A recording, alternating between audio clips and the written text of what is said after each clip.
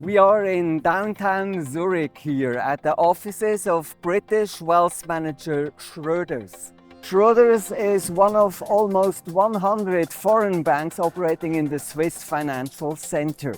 In today's edition of finance.swiss, I'm talking to Adrian Noesberger. He is the CEO of Schroders Swiss Bank.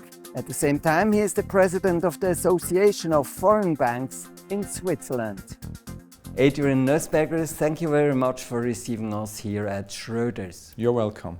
It's about a year now that the second biggest Swiss bank, Credit Suisse, has been absorbed into UBS. The immediate speculation was that the foreign banks would be the big beneficiaries of this situation. What do their financial results show now? Have they benefited indeed? Well, when a large international bank like Credit Suisse disappears with such a broad business model, obviously all market participants will benefit. Domestic bank, foreign banks. I think less in the private banking and retail banking, but much more in investment banking, commercial banking, including lending and trade finance. The number of Swiss banks has decreased since the financial crisis in 2008. The same is true for foreign banks in Switzerland.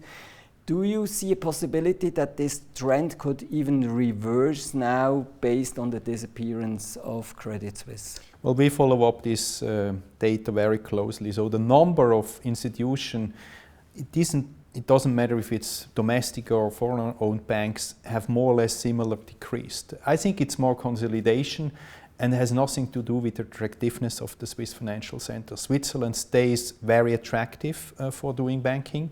And we just see recently now there's a new bank joining us here in Switzerland, Banca Generali from Italy. So I think this trend is not continuing and Switzerland stays very attractive.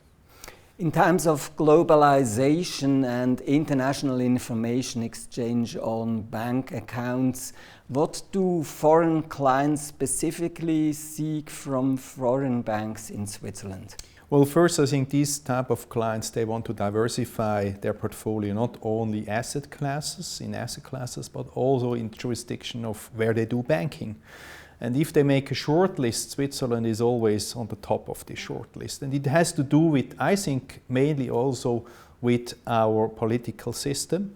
I think Switzerland, relatively, if you compare Switzerland political system to our neighborhood or other large markets, it's quite boring. But that's what they like. It's the sustainable and the trustful system that we have in Switzerland, the infrastructure, but also the multicultural approach. We speak many languages, we do international banking, and the talents that we have in Switzerland. So I think it's the clients that they are looking for jurisdiction like Switzerland, but also international banks. Looking at Schroders specifically, the British global wealth management provider, where you're leading the Swiss bank with offices in Zurich and Geneva, what is Schroders' specific strategic focus here in Switzerland? Well, as Schroders Group, we are a global investment house. We operate around the globe with almost 40 offices. We have more than 60 investment teams. And Switzerland, it's not only for our clients, we serve large clients, but also private clients here in Switzerland.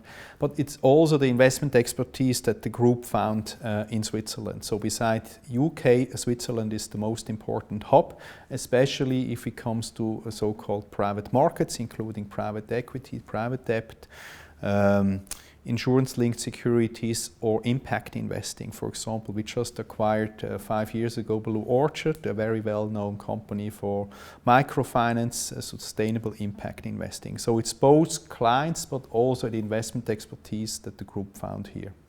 What developments do you anticipate for cross-border banking? When we talk about cross-border as a Swiss bank, it's mainly Europe as a continent, and we have to distinguish between the EU and UK.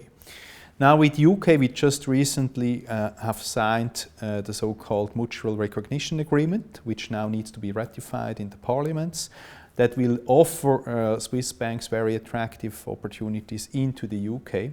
Now with the EU, the Swiss Bankers Association, together with the Federal Department of Foreign Affairs, they seek to find an agreement on a so-called specific approach. So that means that the bank can have market access into the EU without having the entire financial industry adopting EU regulation. Looking at banking more broadly, what future trends do you currently anticipate? Well, as an engineer, I'm interested in technology. I was fascinated by blockchain, but I'm much more fascinated by artificial intelligence. And believe me, this will be a game changer. Probably not only in our industry, but in general. Nevertheless, at the end, it comes to trust. So clients, they are looking for a jurisdiction they can trust, but also for an institution they can trust. That will not go away. Adrian Noesberger, thank you very much for talking to us. You're welcome. Thank you.